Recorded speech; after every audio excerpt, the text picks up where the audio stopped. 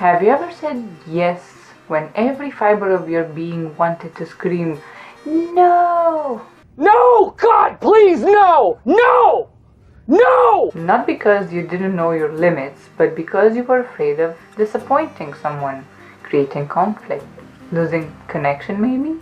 I see you. If you're a people pleaser, introverted or not, who feels guilty for setting boundaries, who puts their own dreams and needs on hold to keep everyone else comfortable, this one's for you. Because guess what? Saying no is not mean, it's liberation. And today we're talking about how that tiny, terrifying word might just be the key to finally honoring your needs, reclaiming your time, and choosing your dream life over someone else's expectations. Good morning, lovely dreamers, and welcome to another video. Today's life lesson is one I've had to learn the hard way, like most of my life lessons, because for the longest time I believed saying yes made me a good person, a kind person, a lovable person. I thought boundaries were selfish and saying no meant I was letting people down. But here's the truth. Every time I said yes to something that drained me, I was saying no to myself. No to rest, no to my dreams, no to the creative life I wanted to build. And I know I'm not alone in this. How many times have you said yes and realized later that you've been drained of energy, time, sometimes even life? So let's talk about it today. Just a simple note here. I'm not here to tell you to start becoming a nasty person all of a sudden, or to self-isolate, or to say no to new opportunities, even or especially if they are scary. I'm here to help you break free from the people-pleasing cage and to reassure you that it's okay to put yourself first sometimes. And let's begin with why saying no is so hard. Let's be real. If you're a sensitive, empathetic soul, you were probably taught, explicitly or not, that being nice meant being agreeable. You were praised for being easygoing, for helping, for saying yes. And over time, you learn to equate self-abandonment with kindness. You didn't mean to do that to yourself. It just happened. But saying no doesn't make you difficult. It makes you honest. Let's remember Neville Longbottom from Harry Potter. When we talk about fear of conflict and being underestimated, Neville is the perfect metaphor. Everyone overlooked him, including himself. But saying no to staying quiet, no to letting others decide for him, is how he grew into his own strength. Remember when Neville stands up to his friends in Philosopher's Stone, not out of ego, but because it was the right thing to do? That quiet, no, I'll fight you. Now Neville, listen. No! I won't let you! You'll get Gryffindor into trouble again. I'll fight you! Neville, I'm really sorry about this. Petrificus totalis Was the seed of everything he would become. He teaches us that standing your ground, even shaking and small, is a kind of bravery that rewrites your story. And by the end, he's the one who draws the sword and stands up to Voldemort himself. And who might you be, young man? Neville Longbottom. And what about Frodo from The Lord of the Rings? He didn't want the ring. He said yes to the quest out of love and duty. But along the way, he had to start saying no. No to others carrying the burden, to distractions, to staying comfortable in the Shire.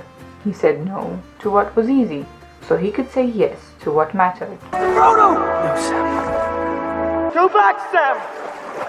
I'm going to Mordor alone. Of course you are!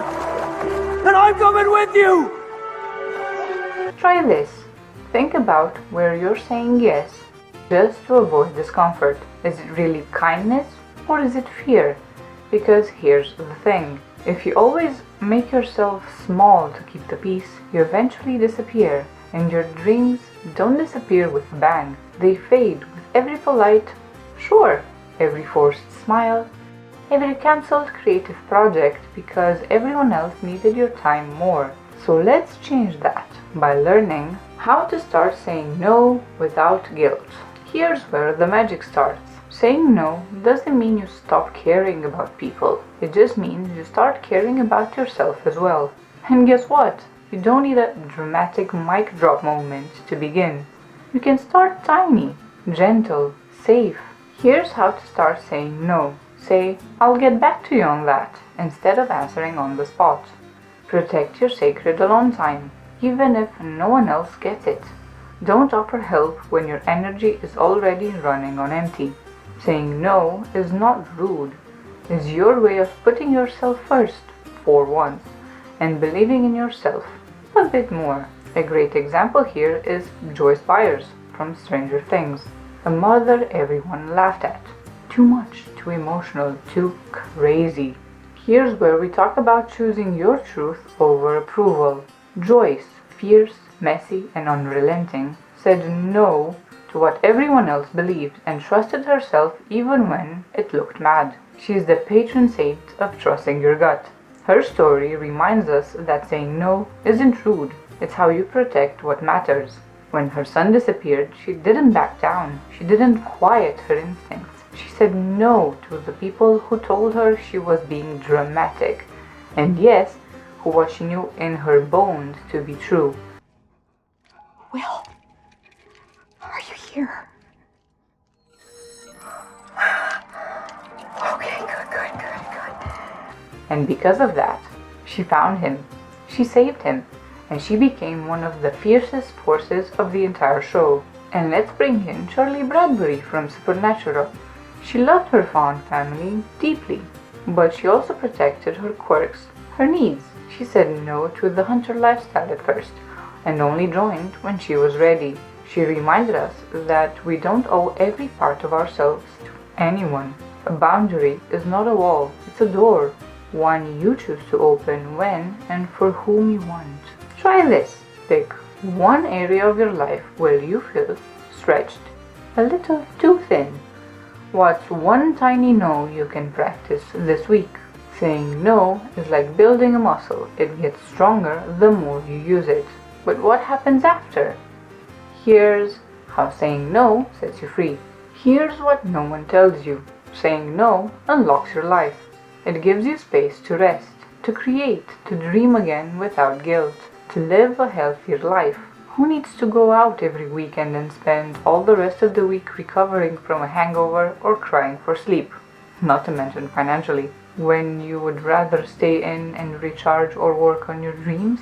Saying no shows the people around you that your time, your energy, your dreams are sacred, and who will understand that will be there to support you in your decisions. Take Shrek for example. Yep, again. At first, he just wanted to be left alone in his swamp, and he said so. He wasn't trying to please anyone, but through that gruff honesty, he found someone who loved him as he was, like Donkey and Fiona. He didn't lose love by saying no. He found real love, love that respected his boundaries. Saying no doesn't push the right people away. It helps you find them. Try this. Ask yourself, if I say no to this, what can I say yes to instead? Your art, your health, a full night's sleep, a step towards the dream you keep putting off. Saying no is the doorway to all of it. So if you've been living your life as a never-ending yes machine, I hope this was the gentle nudge you needed. Saying no doesn't make you selfish, it makes you sovereign, the ruler of your own life. And when you honor your truth, even softly, even clumsily, you reclaim your time, your peace, and your future. So my lovely dreamers, tell me, what's one thing you're ready to say no to right now, so you can say yes to your dream life? And if this resonated with you, then you'll love this next one. It's the perfect next step after this. And always remember to dream, follow,